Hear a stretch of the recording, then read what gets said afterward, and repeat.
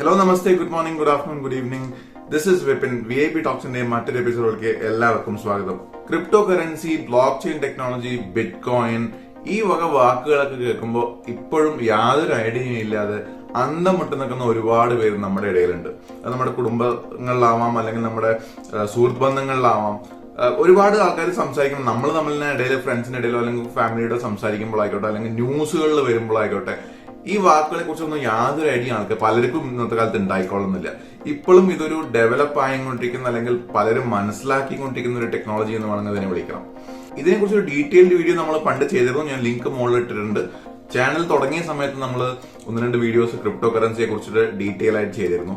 എനിക്ക് എന്നെ ഇപ്പൊ പോയിട്ട് നോക്കണ സമയത്ത് ആ വീഡിയോസ് കണ്ട ചിരി വരാറുണ്ട്. കാരണം ബാക്ക്ഗ്രൗണ്ടോ അല്ലെങ്കിൽ എഡിറ്റിങ്ങോ അല്ലെങ്കിൽ സൗണ്ടിന്റെ സപ്പോർട്ടുകളോ കാര്യങ്ങളോ ഒന്നുമില്ലാതെ സ്റ്റാർട്ടിങ് സമയത്ത് വളരെ ബേസിക് ആയിട്ടുള്ള മൊബൈൽ ഫോൺ വെച്ചിട്ട് നമ്മൾ ഷൂട്ട് ചെയ്തിട്ടുള്ള വീഡിയോസ് ആണ്. ഇന്നത്തെ വീഡിയോയിൽ നമ്മൾ ഡീകോഡ് ചെയ്യാൻ പോകുന്നത്, അല്ലെങ്കിൽ നമ്മൾ മനസ്സിലാക്കാൻ പോകുന്നത് വെച്ചാൽ ക്രിപ്റ്റോ കറൻസി എന്താണെന്ന്, അല്ലെങ്കിൽ ക്രിപ്റ്റോ കറൻസി വളരെ ബേസിക് ആയിട്ടുള്ള കുറച്ച് ടെർമിനോളജീസും എങ്ങനെയാണ് ആൾക്കാർ ഇതിനെ, അല്ലെങ്കിൽ ലോകമെമ്പാടുമുള്ള പല രാജ്യങ്ങൾ എങ്ങനെ ഇതിനെ കാണണം, പല ഗവൺമെന്റ്സ് എങ്ങനെ ഇതിനെ കണക്കാക്കണം, വളരെ ബേസിക് ആയിട്ടുള്ള ക്രിപ്റ്റോ കറൻസിയുടെ കുറച്ച് ടെർമിനോളജീസും അത് സംബന്ധിച്ചിട്ടുള്ള കുറച്ച് കാര്യങ്ങളാണ് നമ്മൾ ഇന്നത്തെ വീഡിയോയിൽ ചർച്ച ചെയ്യാൻ പോകുന്നത്.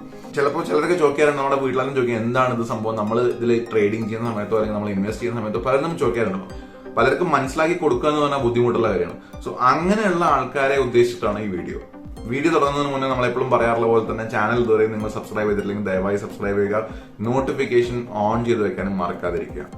സോ എന്താണ് ക്രിപ്റ്റോ കറൻസി? വളരെ സിമ്പിൾ ആയിട്ട് പറഞ്ഞാൽ ക്രിപ്റ്റോ കറൻസി എന്ന് പറഞ്ഞാൽ ഒരു ഡിജിറ്റൽ കറൻസി. അതായത് ഓൺലൈനിൽ നമുക്ക് മൊബൈലിൽ നമ്മളിപ്പോൾ ഡിജിറ്റൽ എല്ലാം UPI അല്ലെങ്കിൽ ഡിജിറ്റൽ എന്ന് പറയുന്നില്ലേ, നമ്മളൊരു അക്കൗണ്ട് എന്നുള്ളതിന് പകരം നമ്മൾ മൊബൈലിൽ ഒരു അക്കൗണ്ട് ഉണ്ട്, അല്ലെങ്കിൽ മൊബൈലൊരു ആപ്പിൽ നമുക്ക് എല്ലാം കൺട്രോൾ ചെയ്യാൻ പറ്റുന്ന തരുന്നില്ലേ, അതേപോലെ തന്നെ ഒരു ഡിജിറ്റൽ ആയിട്ടുള്ള ഒരു കറൻസി അല്ലെങ്കിൽ ഡിജിറ്റൽ ആയിട്ടുള്ള ഒരു അസെറ്റ് എന്ന് വേണമെങ്കിൽ ക്രിപ്റ്റോ കറൻസിനെ വിളിക്കാം. നമുക്ക് സാമ്പത്തികമായിട്ടുള്ള ഒരു സ്വാതന്ത്ര്യം, അതായത് ഫിനാൻഷ്യൽ ഫ്രീഡം അല്ലെങ്കിൽ സ്വകാര്യത, പ്രൈവസി, ഈ 2 കാര്യങ്ങളിൽ അടിയുറച്ചിട്ടാണ് ക്രിപ്റ്റോ കറൻസി എന്ന് പറയുന്ന ഈ ഡിജിറ്റൽ ആയിട്ടുള്ള കറൻസി ആകെ മൊത്തം വർക്ക് ചെയ്യുന്നത്.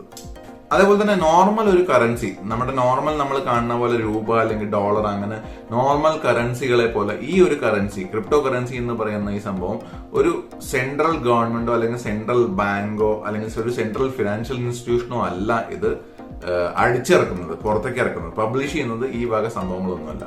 അതുകൊണ്ട് തന്നെ ഇതൊരു വ്യക്തി മുഖേനയോ അല്ലെങ്കിൽ ഒരു ഗ്രൂപ്പ് ഓഫ് ആൾക്കാർ മുഖേനയോ കൺട്രോൾ ചെയ്യപ്പെടുന്നില്ല. ഏതെങ്കിലും ഒരു ഗവൺമെന്റ് മുഖേനയോ അല്ലെങ്കിൽ ഒരു വ്യക്തിയോ അല്ലെങ്കിൽ കോർപ്പറേറ്റ് സ്ഥാപനം മുഖേനയോ ഇതിനെ ഇൻഫ്ലുവൻസ് ചെയ്യാൻ പറ്റില്ല എന്നുള്ളതാണ് ഇതിന്റെ മറ്റൊരു വസ്തുത. അതുപോലെ തന്നെ എൻക്രിപ്ഷൻ എന്നുള്ള പറയുന്ന ഒരു സംഭവം ഉള്ളത് കാരണം ഇതിനെ കൗണ്ടർ ഫീറ്റ് ചെയ്യാൻ പറ്റില്ല. അതായത് ഇതിന്റെ കോപ്പി അടിച്ചെടുക്കാൻ പറ്റില്ല. ഇപ്പൊ എന്റെ ഒരു ബിറ്റ്കോയിൻ അടിച്ചാൽ ആ ബിറ്റ്കോയിന്റെ കോപ്പി അടിച്ചെടുക്കാൻ പറ്റില്ല. എനിക്കൊരു നോട്ട് കയ്യിലുണ്ടെങ്കിൽ നോട്ടിന്റെ ചിലപ്പോൾ കോപ്പി അടിച്ചെടുക്കാനുള്ള ഓപ്ഷൻ നമ്മുടെ രാജ്യത്ത് എന്നുണ്ട്. അതേപോലെ ബിറ്റ്കോയിൻ അല്ലെങ്കിൽ ക്രിപ്റ്റോ കറൻസി എന്ന് പറയുന്ന ഈ കറൻസി, ഡിജിറ്റൽ കറൻസിയുടെ കോപ്പി അല്ലെങ്കിൽ കൗണ്ടർ ഫീറ്റ് അടിച്ചെടുക്കാൻ പറ്റില്ല എന്നുള്ളതും വേറൊരു സത്യം. ഇനി ക്രിപ്റ്റോ കറൻസി എന്തുകൊണ്ട് പോപ്പുലർ ആയി? ഇതിനൊരു കാരണം എന്ന് പറയാൻ പറ്റുന്നത് ലോകമെമ്പാടും ഇതുവരെ ഉണ്ടായിട്ടുള്ള ഫിനാൻഷ്യൽ ക്രൈസിസ് സംഭവങ്ങളിൽ, നമുക്ക് ഭയങ്കര സാമ്പത്തിക മാന്ദ്യങ്ങളിൽ ഉണ്ടാവുന്ന സമയത്ത് നമുക്ക് ബാങ്കിങ് സിസ്റ്റത്തിൽ അല്ലെങ്കിൽ നമ്മുടെ ഗവൺമെന്റ് അല്ലെങ്കിൽ നമ്മുടെ സെൻട്രൽ ബാങ്കുകൾ മുഖേന നിയന്ത്രിച്ചിട്ടുള്ള ഈ ബാങ്കിങ് സിസ്റ്റത്തിലുള്ള വിശ്വാസം പലർക്കും പോയി തുടങ്ങി. എസ്പെഷ്യലി പാൻഡമിക്കുകളൊക്കെ വരുന്ന സമയത്ത് വളരെ കുറഞ്ഞ ഇൻട്രസ്റ്റ് റേറ്റും ഡിജിറ്റൽ ടെക്നോളജിയിലേക്കുള്ള ആക്സസിബിലിറ്റിയും കൂടി ആയപ്പോൾ തന്നെ ഒരുപാട് ആൾക്കാർ ഇതിനെക്കുറിച്ച് പഠിക്കാനും ഒരുപാട് ആൾക്കാർ ഇതിൽ പൈസ ഇൻവെസ്റ്റ് ചെയ്യാനും തുടങ്ങി. ഇതിനെക്കുറിച്ച് ആദ്യമായിട്ട് ഇതിനെക്കുറിച്ച് മനസ്സിലാക്കുന്നതും ആദ്യമായിട്ട് ഇതിൽ ഇൻവെസ്റ്റ് ചെയ്യുന്നതും ഒരുപാട് ബാങ്കിങ് സ്ഥാപനങ്ങളിലുള്ള, ഇനീഷ്യൽ ബാങ്കിങ്ങിലുള്ള തലതൊട്ടപ്പന്മാരായിട്ടുള്ള പല ആൾക്കാരും തന്നെയാണ്.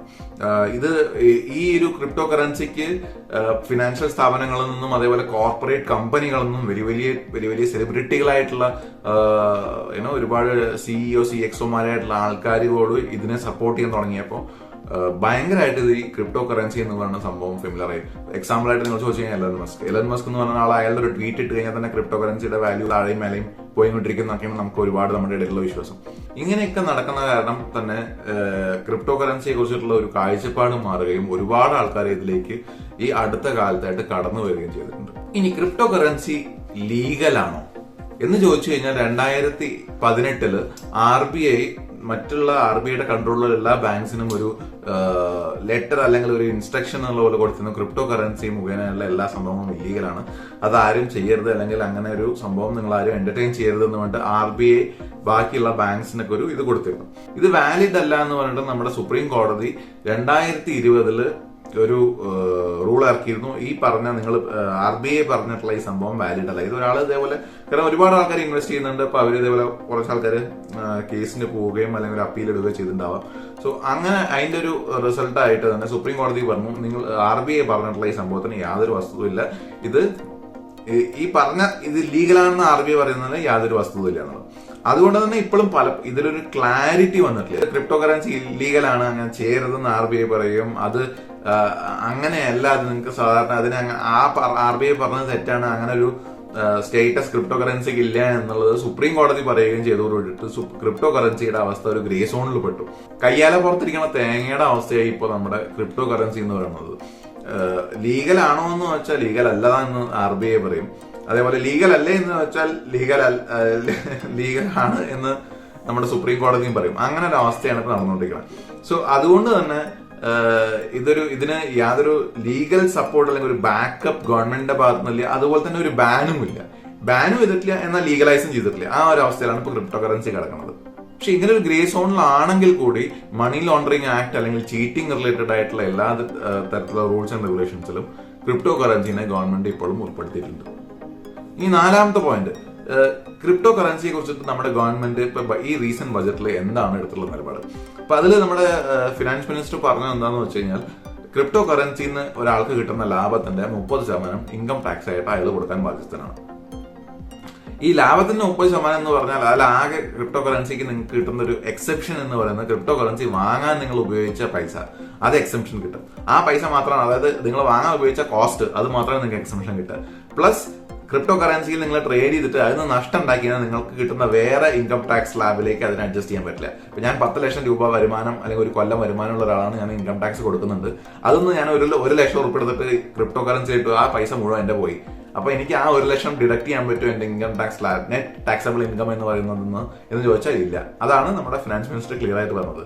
ലാഭം ഉണ്ടാക്കി കഴിഞ്ഞാൽ 30% ഗവൺമെന്റ് തരിക, പക്ഷെ നഷ്ടം വന്നു കഴിഞ്ഞാൽ അത് സ്വന്തം പോക്കറ്റിൽ ഇട്ടിട്ട് ആരോടും മിണ്ടാണ്ട് സമാധാനിച്ച് വീട്ടിലിരിക്കുക. ഇതാണ് നമ്മുടെ ഈ ബജറ്റിൽ ഫിനാൻസ് മിനിസ്റ്റർ വളരെ ക്ലിയർ ആയിട്ട് പറഞ്ഞിട്ടുള്ളത്. 5ാമതായിട്ട്, ക്രിപ്റ്റോ കറൻസി ഒരാൾക്ക് എങ്ങനെ വാങ്ങാം. ക്രിപ്റ്റോ കറൻസി വാങ്ങണമെങ്കിൽ ഒരുപാട് ആപ്ലിക്കേഷൻസ് ഉണ്ട്. ഒരുപാട് wazirx ആയിക്കോട്ടെ, CoinDCS ആയിക്കോട്ടെ, Coinbase ആയിക്കോട്ടെ, അങ്ങനെ ഒരുപാട് ആപ്സ് ക്രിപ്റ്റോ കറൻസി ഡീൽ ചെയ്യുന്ന ഒരുപാട് ആപ്ലിക്കേഷൻസ് നമുക്ക് ഇന്ന് നിലവിലുണ്ട്. ഇവരൊക്കെ എതിരെ നമുക്ക് എക്സ്ചേഞ്ചസ് എന്ന് വേണമെങ്കിൽ വിളിക്കാം. സോ ഒരു സ്ഥലത്ത് വാങ്ങുകയും ഒരു സ്ഥലത്ത് വിൽക്കുകയും ചെയ്യുന്ന, അല്ലെങ്കിൽ നമുക്ക് സ്റ്റോക്കിലോ അല്ലെങ്കിൽ മ്യൂച്വൽ ഫണ്ട്സോ നമ്മൾ ചെയ്യുന്ന പോലെ തന്നെ ക്രിപ്റ്റോ കറൻസിയും ഈ ആപ്പുകളുടെ സഹായത്തോടെ നമുക്ക് വാങ്ങുകയും വിൽക്കുകയും ചെയ്യാം. ലോങ് ടേം ആയിട്ട് ഇൻവെസ്റ്റ് ചെയ്യാൻ താല്പര്യമുള്ളവർക്ക് അങ്ങനെയും ലോങ് ടേം ആയിട്ട് വാങ്ങിയിട്ട് നമ്മുടെ എക്സ്ചേഞ്ച് വാലറ്റുകളിൽ വെക്കാവുന്നതാണ്. ഏതൊരാൾക്കും നോർമൽ നോർമൽ KYC പ്രോസസ്സിലൂടെ ഏതൊരാൾക്കും ചെയ്യാവുന്ന ഒരു പ്രോസസ്സാണ് ക്രിപ്റ്റോ കറൻസിയിലേക്കുള്ള എൻട്രി എന്ന് പറയുന്നത്, അല്ലെങ്കിൽ ക്രിപ്റ്റോ കറൻസിയിലുള്ള ട്രേഡിംഗ് എന്ന് പറയുന്നത്. ഇനി എന്തുകൊണ്ടാണ് ക്രിപ്റ്റോ കറൻസി ഇത്ര വോളറ്റൈൽ ആയിട്ടുള്ളത്? അതായത് എന്തുകൊണ്ടാണ് ഇതിനൊരു സ്ഥിരത ഇല്ലാത്ത, ഏത് സമയം എങ്ങനെ വേണമെങ്കിൽ മാറാം എന്നുള്ളൊരു അവസ്ഥ എന്തുകൊണ്ടാണ് ക്രിപ്റ്റോ കറൻസി? സോ അതിനൊരു ഉത്തരം എന്താന്ന് വെച്ചാൽ, ഈ ബിറ്റ്കോയിൻ എന്ന് പറയുന്ന സംഭവം സ്റ്റാർട്ടിങ് സമയത്ത് കുറെ കാലം മുന്നേ ബിറ്റ്കോയിന്റെ ഒരു ബിറ്റ്കോയിന്റെ വില എന്ന് പറഞ്ഞാൽ $1000 ആയിരുന്നു. അപ്പൊ ഇന്നത്തെ വില എന്ന് പറയുന്നത് ഓൾമോസ്റ്റ് $37,000 ബിറ്റ്കോയിന്റെ ഒരു ബിറ്റ്കോയിന്റെ വില. സോ ഓൾമോസ്റ്റ് 3600-3700% ആണ് ഇത്രയും കാലം കൊണ്ട് ഇതിന്റെ ഒരു ജമ്പ് എന്ന് പറഞ്ഞിട്ടുണ്ടായിട്ടുള്ളൂ. സോ ഓൾമോസ്റ്റ് 5-6 കൊല്ലം കൊണ്ട് 3600-3700% ഒരു അസറ്റ് അല്ലെങ്കിൽ ഒരു ഇൻവെസ്റ്റ്മെന്റിന്റെ വാല്യൂ കൂടുക എന്ന് പറഞ്ഞാൽ അത് എത്രത്തോളം വോളറ്റൈൽ ആണെന്ന് നമുക്ക് വളരെ എളുപ്പത്തിൽ മനസ്സിലാക്കാൻ പറ്റും. പക്ഷെ ഇതിന് കണ്ടിന്യൂസ് ആയിട്ട് ഇങ്ങനെ കയറിക്കൊണ്ടിരിക്കുകയാണോ? അപ്പൊ ഞാൻ $1000 5 കൊല്ലം മുന്നിട്ടിട്ട് അത് ഇങ്ങനെ കയറി വന്നാണോ വെച്ചാൽ അല്ല. ഇതിന് തീർച്ചയായിട്ടും ഉയർച്ചകളും താഴ്ചകളും ഉണ്ടായിട്ടുണ്ട്. ഉയർച്ചകൾ ഉണ്ടായിട്ടുള്ള സമയത്ത് ഒരുപാട് ആൾക്കാർ നിന്ന് പൈസ ഉണ്ടാക്കിയിട്ട്, താഴ്ചകൾ ഉണ്ടായിട്ടുള്ള സമയത്ത് ഒരാൾ പേടിച്ചിട്ട് നിന്ന് വിഡ്രോ ചെയ്തിട്ട് നഷ്ടം വരുത്തി വെച്ചിട്ടുണ്ടെന്നാണ് നമുക്ക് പറയാം. നമുക്ക് ഇനി ക്രിപ്റ്റോ കറൻസി ഇത് ഇങ്ങനെ ഒരു വോളറ്റിലിറ്റിക്ക് അല്ലെങ്കിൽ അസ്ഥിരതയ്ക്ക് കാരണം എന്താണെന്ന് വെച്ചാൽ, ഈ ക്രിപ്റ്റോ കറൻസിക്കുള്ള ഡിമാൻഡ്, സപ്ലൈ, അതേപോലെ പല ഗവൺമെന്റ്സ് എടുക്കുന്ന റെഗുലേഷൻസ്, ഈ ലോകമെമ്പാടുമുള്ള ക്രിപ്റ്റോ കറൻസികളിലുള്ള വലിയ വലിയ ആൾക്കാർ, കോർപ്പറേറ്റ് ഇൻവെസ്റ്റേഴ്സിന്റെ അവരുടെ ഇൻഫ്ലുവൻസ്, ഇതൊക്കെയാണ് ഇതിന്റെ ആക്ച്വലി ഉയർച്ച താഴ്ചകൾക്കുള്ള മെയിൻ ആയിട്ട് കാരണങ്ങളായിട്ട് നമുക്ക് പറയാൻ പറ്റുന്നത്. ക്രിപ്റ്റോ കറൻസി എങ്ങനെയാണ് റെഗുലേറ്റ് ചെയ്യപ്പെടുന്നത്? അത് എങ്ങനെ അതിനെ കൺട്രോൾ ചെയ്യണം. ഇപ്പോൾ ക്രിപ്റ്റോ കറൻസിക്ക് നമുക്ക് ഉണ്ടാക്കുന്ന ആൾക്കാരുണ്ട്, മൈൻ ചെയ്ത് കുറെ അടിച്ചിറക്കിയ പോലെ നമ്മുടെ സിനിമകളിലാണ് ചോദിച്ചിട്ടില്ലേ, സാമ്പത്തിക മാധ്യമാണ്, ആൾക്കാർ പാവങ്ങളാണെന്ന് പറഞ്ഞാൽ കുറെ റിസർവ് ബാങ്കിന് കുറെ പൈസ ഉണ്ടാക്കി അടിച്ചിറക്കിയിട്ടാണ് എല്ലാവർക്കും കൊടുത്താൽ പോയെന്ന് വെക്കില്ലേ, എന്നാൽ അത് വർക്കിയില്ല. അതേപോലെ തന്നെയാണ് ക്രിപ്റ്റോ കറൻസിയുടെ സംഭവം. ഇത് കുറെ അടിച്ചുണ്ടാക്കാൻ പറ്റില്ല, അല്ലെങ്കിൽ കുറെ മൈൻ ചെയ്ത് ഉണ്ടാക്കാൻ പറ്റില്ല. സോ ബിറ്റ് കോയിന്റെ ഉദാഹരണം തന്നെ എടുക്കുകയാണെങ്കിൽ 21 മില്യൺ ആണ് ബിറ്റ് കോയിൻ മൊത്തം ഇറങ്ങാൻ പറ്റുള്ളൂ എന്ന രീതിയിലാണ് ബിറ്റ് കോയിനെ ബിറ്റ് കോയിന്റെ ഫൗണ്ടേഴ്സ് ആയിട്ടുള്ള അല്ലെങ്കിൽ സ്റ്റാർട്ടിങ് ചെയ്യുന്ന സമയത്ത് ഈ ആൾക്കാർ ചെയ്തു വെച്ചിട്ടുള്ളത്. സോ ബിറ്റ് കോയിന്റെ കാര്യം പറയുകയെന്ന് അവർ പറയുന്നത് 2140 അവസാനമായിട്ട് ബിറ്റ് കോയിൻ മൈൻ ചെയ്യപ്പെടാൻ പോകുന്നത് എന്നുള്ളത്. അതിനുശേഷം ബിറ്റ് കോയിൻ മൈൻ ചെയ്യില്ല. ആ സമയത്ത് നമ്മളൊന്നും ഉണ്ടാവില്ല, പക്ഷെ ആ സമയത്ത് ബിറ്റ് കോയിൻ മൈൻ ചെയ്യപ്പെടില്ല. 2140 അവസാനമായിട്ട് ബിറ്റ് കോയിൻ മൈൻ ചെയ്യാന്ന് പറയുന്നത്. അതുപോലെ തന്നെ ബാക്കിയുള്ള എല്ലാ കോയിൻസിനും ഇങ്ങനെ ഒരു സപ്ലൈ റേഷ്യോ ആദ്യം തന്നെ നിശ്ചയിച്ചിട്ടുണ്ട് നമുക്ക് വേണമെങ്കിൽ പറയാം. സ്റ്റാർട്ടിങ് സമയത്ത് നിന്ന് എല്ലാ കോയിനുകളും നിയന്ത്രണം എന്നുള്ള പോലെ നിശ്ചയിക്കപ്പെടുന്ന ഈ ഒരു ഇത്ര എണ്ണയെ നമ്മൾ ഇറക്കുള്ളൂ എന്ന് പറയുന്ന ഒരു രീതിയിലുണ്ടല്ലോ, അത് തന്നെയാണ് ഇതിന്റെ ഒരു എന്താ പറയാ ഒരു വാല്യൂ കൂട്ടാനുള്ള ഒരു മെയിൻ ഘടകം എന്ന് പറയുന്നത്. ഇപ്പൊ ആകെ 10 ലോകമെമ്പാടും ആകെ ഏറ്റവും ഫാസ്റ്റ് ആയിട്ട് പോകുന്ന ഒരു ബൈക്ക് ഇറക്കണമെന്ന് വെക്കട്ടെ, ആ ബൈക്ക് ആകെ 10 ബൈക്ക് ഇറക്കുന്നുള്ളൂ. അപ്പൊ അതിന്റെ വാല്യുവേഷൻ ഭയങ്കര കൂടുതൽ. കാരണം ലോകത്തെമ്പാടും ലിമിറ്റഡ് എഡിഷൻ എന്നൊക്കെ വേണം പോലെ ആകെ 10 ഇറങ്ങും. അതേപോലെ തന്നെ ഇതിന്റെ സംഭവങ്ങളും 2140 വരെ ബിറ്റ് കോയിൻ പറയുന്നത് ഈ ഇത്ര മില്യനെ അടിച്ചെടുക്കുന്നു പറയുമ്പോൾ തന്നെ അതിന്റെ ആ ഒരു കൺട്രോൾ നേച്ചറാണ് ഇതിന്റെ റേറ്റ് കൂടാൻ, അതേപോലെ ഇൻഫ്ലേഷൻ എഗെയിൻസ്റ്റ് ആയിട്ട് പ്രവർത്തിക്കാൻ ഈ കറൻസിനെ സഹായിക്കുന്നതെന്ന് പറയാം. ഇനി 8ാമതായിട്ടുള്ള ക്വസ്റ്റ്യൻ, എന്തുകൊണ്ടാണ് പല രാജ്യങ്ങളും ക്രിപ്റ്റോ കറൻസിനെ അല്ലെങ്കിൽ റെഗുലേറ്റേഴ്സും ക്രിപ്റ്റോ കറൻസിനെ എന്തുകൊണ്ടാണ് എതിർക്കുന്നത്? ഇതിനൊരു കാരണം എന്താണെന്ന് വെച്ച് കഴിഞ്ഞാൽ പലർക്കും ഇപ്പോഴും പേടി എന്താണെന്ന് വെച്ചാൽ ക്രിപ്റ്റോ കറൻസി വന്ന് അത് പോപ്പുലറൈസ് ആയി ആൾക്കാരൊക്കെ അതിലേക്ക് പോകുകയാണെങ്കിൽ, അതിൽ ട്രേഡ് ചെയ്യുന്ന തുടങ്ങി, അതിൽ പേയ്മെന്റ് ചെയ്യാണെങ്കിൽ കഴിഞ്ഞാൽ നമ്മുടെ നോർമൽ സാമ്പത്തിക വ്യവസ്ഥയെ അത് ബാധിക്കുമോ എന്നുള്ള പേടി പലർക്കും ഉണ്ട്. അതുപോലെ തന്നെ ഇതൊരു പ്രൈവറ്റ് കറൻസി എന്ന് പറഞ്ഞാൽ ഇങ്ങനെ ഒരു കറൻസി വന്നു കഴിഞ്ഞാൽ നോർമൽ ഗവൺമെന്റ് അടിച്ചെടുക്കുന്ന പബ്ലിക് ആയിട്ടുള്ള കറൻസികളിലെ അല്ലെങ്കിൽ ഫിനാൻഷ്യൽ സെറ്റപ്പിലുള്ള വിശ്വാസം ജനങ്ങൾക്ക് നഷ്ടപ്പെടും എന്നുള്ളൊരു പേടിയുണ്ട്. ഇപ്പൊ ഇന്ത്യയുടെ കേസ് തന്നെ എടുക്കുകയാണെങ്കിൽ RBI പറഞ്ഞിട്ടുള്ളത് കംപ്ലീറ്റ് ആയിട്ട് ക്രിപ്റ്റോ കറൻസിയിൽ ഒരു ബാൻ വേണം എന്നുള്ളതാണ്. നമുക്കറിയാം മറ്റ് പല രാജ്യങ്ങളും ക്രിപ്റ്റോനെ ഒരുപാട് സപ്പോർട്ട് ചെയ്തിട്ട് സംസാരിക്കുന്നത്. അതായത് ക്രിപ്റ്റോ എന്ന് പറയുന്ന ഒരു കറൻസി അല്ല, അതൊരു അസറ്റ് ആയി കണക്കാക്കി അതിനെ ഇൻവെസ്റ്റ് ചെയ്യാനുള്ള ഒരു ഓപ്ഷൻ ആയിട്ട് അവിടുത്തെ ജനങ്ങൾക്ക് കൊടുത്തുകൊണ്ട് അതിനൊരു റെഗുലേറ്ററി ഫ്രെയിം വർക്ക് ഉണ്ടാക്കി കൊടുക്കുകയും ചെയ്തിട്ട് പല രാജ്യങ്ങളും മുന്നോട്ട് വന്നിട്ടുണ്ട് അതിനെ സപ്പോർട്ട് ചെയ്ത് കൊണ്ടുവരുന്നത്. ഈ 9ാമതായിട്ട് നമ്മൾ പറയാൻ പോകുന്ന പോയിന്റ് എന്താണെന്ന് വെച്ചാൽ ക്രിപ്റ്റോ കറൻസി എങ്ങനെ ഇതിന്റെ പേയ്മെന്റ്സ് എങ്ങനെ വർക്ക് ചെയ്യണോ, അതേപോലെ ക്രിപ്റ്റോ കറൻസി എവിടെ എനിക്ക് ചെലവഴിക്കാം. ഇതിനൊരു ഉത്തരം എന്താണെന്ന് വെച്ചാൽ ഡീസെൻട്രലൈസ്ഡ് ആയിട്ട് ഒരു കമ്പ്യൂട്ടർ സിസ്റ്റം വെച്ചിട്ടാണ് ക്രിപ്റ്റോ കറൻസി വർക്ക് ചെയ്യുന്നത്. ക്രിപ്റ്റോഗ്രഫി എന്ന് പറയുന്ന ഒരു ടെക്നോളജി ഉപയോഗിച്ചിട്ട് പല വെരിഫിക്കേഷൻസും കാര്യങ്ങളും ഉപയോഗിച്ചിട്ട് ഉണ്ടാവുന്ന ഒരു ട്രാൻസാക്ഷൻ ആണ് ക്രിപ്റ്റോ കറൻസിയിൽ ഉണ്ടാവുന്നത്. സോ ഈ ക്രിപ്റ്റോ കറൻസിയുടെ ട്രാൻസാക്ഷനെ പല കമ്പ്യൂട്ടേഴ്സ് വെരിഫൈ ചെയ്യും, അത് മുഖേന പല ക്രിപ്റ്റോ ടോക്കൺസ് ഇഷ്യൂ ചെയ്യും. അങ്ങനെയാണ് ഒരാൾക്ക് ക്രിപ്റ്റോ പേയ്മെന്റ്സ് നടക്കുന്നത്. സോ ഈ ക്രിപ്റ്റോ പേയ്മെന്റ്സ് നടക്കുന്നത് പറഞ്ഞപ്പോൾ ആദ്യമായിട്ട് ക്രിപ്റ്റോ എനിക്ക് എവിടെ സ്പെൻഡ് ചെയ്യാന്ന് വെച്ചാൽ ഇപ്പൊ ലോകത്താകെ എൽ സൽവഡോർ എന്ന് പറയുന്ന ഒരു രാജ്യം മാത്രമാണ് ക്രിപ്റ്റോനെ ഒരു ലീഗൽ ടെൻഡർ അല്ലെങ്കിൽ ലീഗൽ കറൻസി ആയിട്ട് ഇതുവരെ മാനിച്ചിട്ടുള്ളത്. പിന്നെ നമുക്കറിയാം സ്പേസ് എക്സ് അല്ലെങ്കിൽ ടെസ്ല, എലൻ മസ്കിന്റെ ടെസ്ലയൊക്കെ പറഞ്ഞിട്ടുണ്ടോ അവർക്ക് നിങ്ങൾക്ക് ക്രിപ്റ്റോ കറൻസി അല്ലെങ്കിൽ ബിറ്റ് കോയിനിൽ നിങ്ങൾക്ക് പേയ്മെന്റ് ചെയ്യാം, നിങ്ങൾക്ക് നമ്മുടെ കമ്പനിയായിട്ട് ട്രാൻസാക്ഷൻ ചെയ്യുന്ന സമയത്ത് നിങ്ങൾക്ക് ബിറ്റ് കോയിനിൽ പേയ്മെന്റ് ചെയ്യാന്ന് പറഞ്ഞിരുന്നു. ആദ്യമായിട്ട് probably 2010 crypto bit coin use ചെയ്തിട്ട് ഒരു നോർമൽ ട്രാൻസാക്ഷൻ നടന്നത്. അതായത് പിസ്സ വാങ്ങാനോ എന്തോണ് 2010 ഇത് ഉപയോഗിച്ചിട്ടുള്ളത്. അന്നത്തെ കാലത്ത് ഐ തിങ്ക് $40 എന്തോ പിസ്സ വാങ്ങാൻ വേണ്ടിയിട്ട് ഓൾമോസ്റ്റ് 10,000 ബിറ്റ് കോയിൻ അന്ന് കൊടുത്തിരുന്നു. 2010 ഒരാള് ഇതേപോലെ ബിറ്റ് കോയിൻ പിസ്സയ്ക്ക് വേണ്ടിയിട്ട് ആക്സെപ്റ്റ് ചെയ്യാന്ന് പറഞ്ഞ സമയത്ത് 10,000 ബിറ്റ് കോയിൻസ് കൊടുത്തിട്ട് $40 വാല്യൂ ആണ് അന്ന് 2010 ഉണ്ടായിരുന്നത്.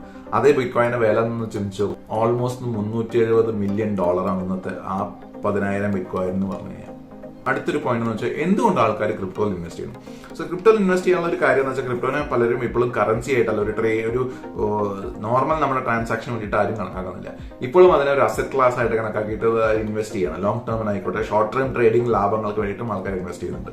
സോ ഇത് ചെയ്യുമ്പോൾ എന്താ ഒരു ഗുണം എന്ന് വെച്ചാൽ നോർമൽ നമ്മുടെ കറൻസികൾ പോകുന്തോറും നമ്മുടെ കറൻസിയുടെ വാല്യുവേഷൻ ഇൻഫ്ലേഷൻ എന്ന് പറയുന്ന സംഭവം, അത് കറൻസിയുടെ വാല്യൂ കുറഞ്ഞു വരും, അതേപോലെ കറൻസിയുടെ ബൈയിങ് പവർ കുറഞ്ഞു വരുന്നത് നമ്മളെല്ലാവർക്കും അറിയാം. സോ അതിന് അഗെയിൻസ്റ്റ് ആയിട്ടുള്ള ഒരു ഹെൽപ്പിംഗ് സിസ്റ്റം അല്ലെങ്കിൽ ഒരു സപ്പോർട്ടിംഗ് സിസ്റ്റം ആയിട്ടാണ് ക്രിപ്റ്റോനെ പലരും കാണുന്നത്. സോ കാരണം ക്രിപ്റ്റോന്റെ വാല്യുവേഷൻ കൂടിക്കൊണ്ടിരിക്കുകയാണ്. ഫിനിറ്റ് ആയിട്ടുള്ള ഇത്ര നമ്പേഴ്സ് ഉണ്ടാവും ഓൾറെഡി എല്ലാ ഈ ക്രിപ്റ്റോ കറൻസിയിലുള്ള കോയിൻസ് ഓൾറെഡി പറഞ്ഞിട്ടുണ്ട്. സോ അതിനനുസരിച്ച് ഒരു സ്പെക്കുലേഷൻ ചെയ്തുകൊണ്ടിരിക്കുക. അത് നമ്മുടെ ആക്ച്വലി നമ്മൾ എന്താ പറയുക, ബിഡിംഗ് എന്നൊക്കെ പറയില്ലേ, നമ്മൾ ഇന്ന് 10 നാളെ 20 30 എന്ന് വിചാരിച്ച് ചെയ്യുക. അതൊരു ബബിൾ എന്ന് വേണമെങ്കിൽ തന്നെ പറയാം.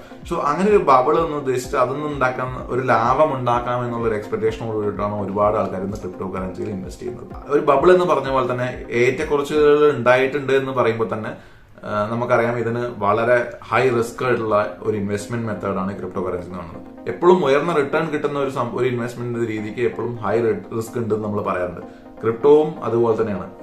നല്ലൊരു റിട്ടേൺ ഒരാൾ ഇത്ര കൊല്ലം കൊണ്ട് ഇത്ര പെർസെന്റേജ്, ഒരു വെറും ചുരുങ്ങിയ കാലയളവിലേക്ക് 3600% പോവുക എന്ന് പറയുമ്പോൾ അതിന്റെ റിസ്ക്കും നമുക്ക് അതുപോലെ തന്നെ എത്ര ഉണ്ടെന്ന് നമുക്ക് ഊഹിക്കാവുന്നതാണ്. ഇനി എത്രത്തോളം സെക്യൂർ ആണ് ക്രിപ്റ്റോ കറൻസിയിലുള്ള ട്രാൻസാക്ഷൻ എന്ന് വെച്ചാൽ, പണ്ടത്തെ നമ്മുടെ നോർമൽ ട്രാൻസാക്ഷൻസിലൊക്കെ തേർഡ് പാർട്ടി ഇൻവോൾവ്മെന്റ് ഉണ്ടാവാറുണ്ട്. പക്ഷെ ക്രിപ്റ്റോ കറൻസിയിൽ തേർഡ് പാർട്ടി ഇൻവോൾവ്മെന്റ് റിലേറ്റഡ് ആയിട്ടുള്ള റിസ്കുകൾ കുറയ്ക്കാൻ വേണ്ടിയിട്ട് പല കമ്പ്യൂട്ടർ നെറ്റ്വർക്ക് മുഖേന ഉള്ള ഒരു വെരിഫിക്കേഷൻ നോട് കൂടിയിട്ടാണ് ക്രിപ്റ്റോ കറൻസിയുടെ എല്ലാ ട്രാൻസാക്ഷൻസും നടക്കുന്നത്. ക്രിപ്റ്റോ കറൻസിയിൽ ട്രാൻസാക്ഷൻസ് ചെയ്യുന്ന ആൾക്കാരുടെ അവരുടെ ഡീറ്റെയിലോ അല്ലെങ്കിൽ അവരുടെ KYC ഡീറ്റെയിൽസോ അല്ലെങ്കിൽ അവരുടെ ഒരു എന്താ പറയുക ഐഡന്റിറ്റി എവിടെയും ക്രിപ്റ്റോയില് അല്ലെങ്കിൽ ക്രിപ്റ്റോ നെറ്റ്വർക്കിൽ വെളിപ്പെടുത്തില്ല.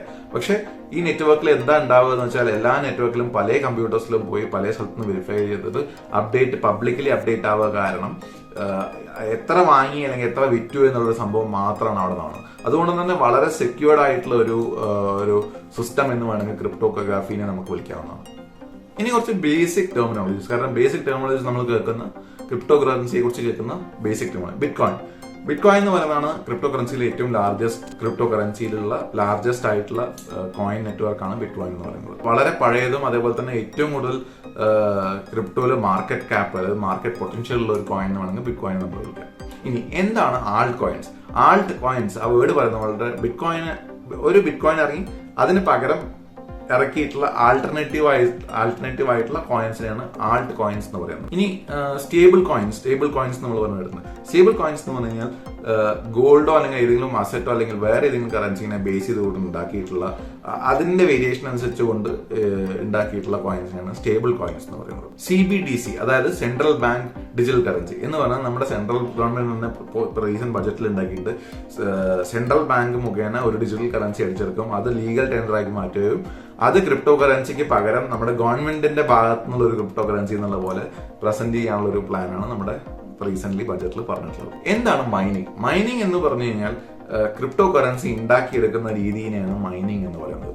ഈ മൈനേഴ്സ് ഒരുപാട് കാലത്തെ പരിശ്രമത്തിന് ശേഷം ഓരോ ക്രിപ്റ്റോ കറൻസി പല ക്വസ്റ്റ്യൻസും പല പ്രോബ്ലംസും സോൾവ് ചെയ്തിട്ട് അവർ ആ കോയിൻസ് ഉണ്ടാക്കുന്ന ഒരു പ്രോസസ്സിനെയാണ് ക്രിപ്റ്റോ മൈനിങ് എന്ന് വിളിക്കുന്നത്. ഇപ്പൊ അടുത്ത കാലത്തായിട്ട് ഒരുപാട് കേൾക്കുന്ന NFT ക്രിപ്റ്റോസ്. NFTs എന്ന് പറഞ്ഞാൽ നോൺ ഫഞ്ചിബിൾ ടോക്കൺസ്. അതായത് നോർമൽ ഒരു ക്രിപ്റ്റോഗ്രാഫി മെത്തേഡിൽ തന്നെയാണ് ഈ NFTs എന്ന് പറയുന്ന സംഭവം വർക്ക് ചെയ്യുന്നത്. പക്ഷെ NFTസിന്റെ ബേസിക് ആയിട്ടുള്ള ഐഡിയ എന്താണെന്ന് വെച്ച് കഴിഞ്ഞാൽ ഒരു സർട്ടിഫിക്കേഷൻ, അതായത് അത് എന്തു ആവാം, ഒരു സർട്ടിഫിക്കേഷൻ ഒരു ഡിജിറ്റൽ ഫോമിൽ നമ്മൾ ഓൺലൈൻ പബ്ലിഷ് ചെയ്യുകയും അതിന് ബെറ്റിംഗ് നടക്കുകയും അതിന് പൈസ അതിന്റെ വാല്യുവേഷൻ കൂടുകയും കുറയുകയും ചെയ്യുകയും അതിലൂടെ ട്രേഡിംഗ് ചെയ്യുന്നതിനെയാണ് NFT ട്രേഡിംഗ് എന്ന് പറയുന്നത്. ഇപ്പൊ ഫോർ എക്സാമ്പിൾ ഞാനൊരു പിക്ചർ വെച്ചു, അല്ലെങ്കിൽ വളരെ പ്രശസ്തനായിട്ടുള്ള ഒരാളുടെ ഒരു പിക്ചർ ആയിക്കോട്ടെ, അല്ലെങ്കിൽ അയാൾ ഒരു ആർട്ടിസ്റ്റ് വരച്ച പിക്ചർ ആയിക്കോട്ടെ, അയാൾ എന്ത് ചെയ്തു വെച്ചാൽ ഈ പിക്ചറിനെ എടുത്തിട്ട് ഒരു ഫോട്ടോ എടുത്തിട്ടുള്ള അങ്ങനെ ഒരു നന്നായിട്ടൊരു ഫോട്ടോ എടുത്തിട്ട് അതിനെ ഒരു NFT ആക്കി മാറ്റി അതിനൊരു സർട്ടിഫിക്കേഷൻ കൊടുത്ത് ഈ ഫോട്ടോ